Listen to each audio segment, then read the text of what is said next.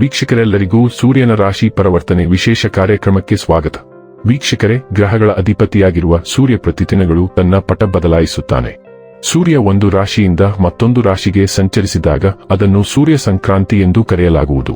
ವರ್ಷ 2025ರ ಜುಲೈ ತಿಂಗಳಿನ 16ನೇ ತಾರೀಕಿನ ಸಂಜೆ 5:40 ಮಿಥುನ ರಾಶಿಯನ್ನು ತೊರೆದು ಕರ್ಕ ರಾಶಿಯನ್ನು ಪ್ರವೇಶಿಸುತ್ತಾನೆ. ವರ್ಷ 2025ರ ಆಗಸ್ಟ್ ತಿಂಗಳಿನ 17ನೇ ತಾರೀಕಿನವರೆಗೆ ಕರ್ಕ ರಾಶಿಯಲ್ಲಿ ಇರಲಿದೆ. ಜ್ಯೋತಿಷ್ಯದಲ್ಲಿ ಸೂರ್ಯನನ್ನು ಸಾಮಾನ್ಯವಾಗಿ ಉನ್ನತ ಅಧಿಕಾರ ಹೊಂದಿರುವ ಡೈನಾಮಿಕ್ ಗ್ರಹ ಎಂದು ಕರೆಯಲಾಗುತ್ತದೆ.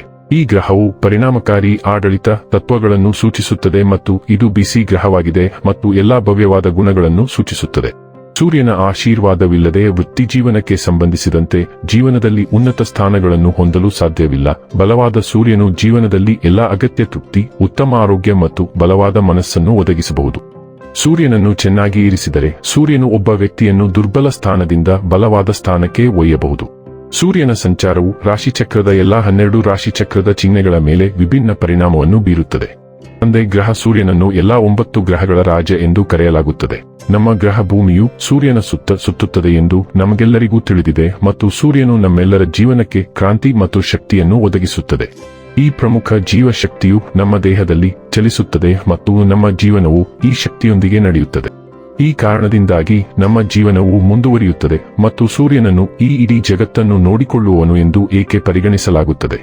ಹಾಗಾದರೆ ಬನ್ನಿ, ಇಲ್ಲಿ ಸೂರ್ಯದೇವನ ಕರ್ಕ ರಾಶಿಯಲ್ಲಿ ಈ ಗೋಚರ ಇಲ್ಲಿ ಪ್ರತ್ಯೇಕವಾಗಿ ಕುಂಭ ರಾಶಿಯ ಜಾತಕದ ಪಾಲಿಗೆ ಹೇಗೆ ಸಾಬೀತಾಗಲಿದೆ, ಯಾವೆಲ್ಲ ಫಲಗಳು ಇಲ್ಲಿ ನಿಮಗೆ ಲಭಿಸಲಿವೆ ಮತ್ತು ಯಾವ ವಿಷಯವಾಗಿ ಇಲ್ಲಿ ನೀವು ವಿಶೇಷ ಎಚ್ಚರಿಕೆ ಹೊಂದಿರಬೇಕು ಅನ್ನೋದನ್ನ ನೋಡೋಣ.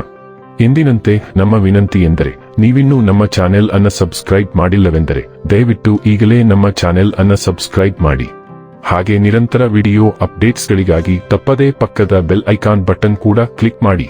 ವಂಶ ಪಾರಂಪರ್ಯ ಜ್ಯೋತಿಷ್ಯರು ನಂಬರ್ 1 ವಶೀಕರಣ ಸ್ಪೆಷಲಿಸ್ಟ್. ವೃತ್ತಿ, ಉದ್ಯೋಗ, ಮದುವೆ, ಹಣಕಾಸಿನ ಸಮಸ್ಯೆ, ವ್ಯಾಪಾರ, ಆರೋಗ್ಯ ಸಮಸ್ಯೆಗಳಿಗೆ ಫೋನಿನ ಮೂಲಕ ಪರಿಹಾರ.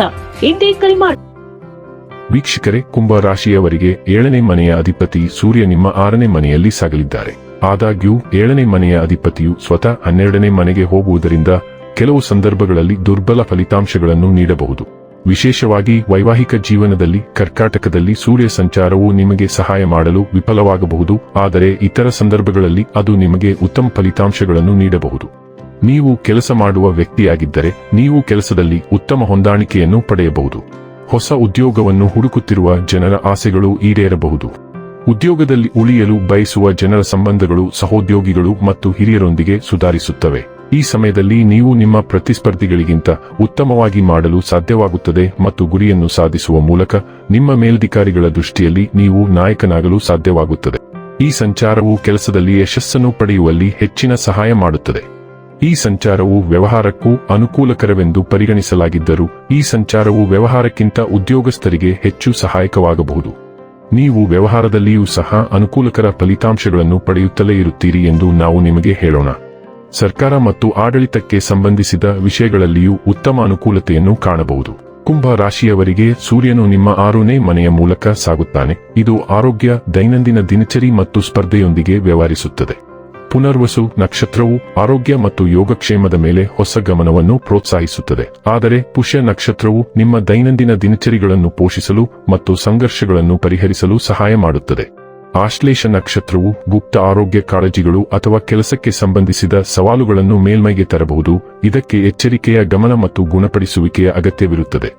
ನಿಮ್ಮ ಆರೋಗ್ಯವನ್ನು ಸುಧಾರಿಸುವ ಮತ್ತು ಯಾವುದೇ ದೀರ್ಘಕಾಲದ ಸಂಘರ್ಷಗಳನ್ನು ಪರಿಹರಿಸುವತ್ತ ಗಮನಹರಿಸಿ.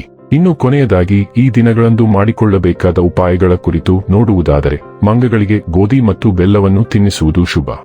ವೀಕ್ಷಕರೇ, ಇದಾಗಿತ್ತು ಕುಂಭ ರಾಶಿಯ ಜಾತಕದವರ ಸೂರ್ಯನ ರಾಶಿ ಪರಿವರ್ತನೆಯ ಮಾಹಿತಿ ಇಷ್ಟವಾದರೆ ವಿಡಿಯೋವನ್ನು ಲೈಕ್ ಮತ್ತು ಶೇರ್ ಮಾಡಿ.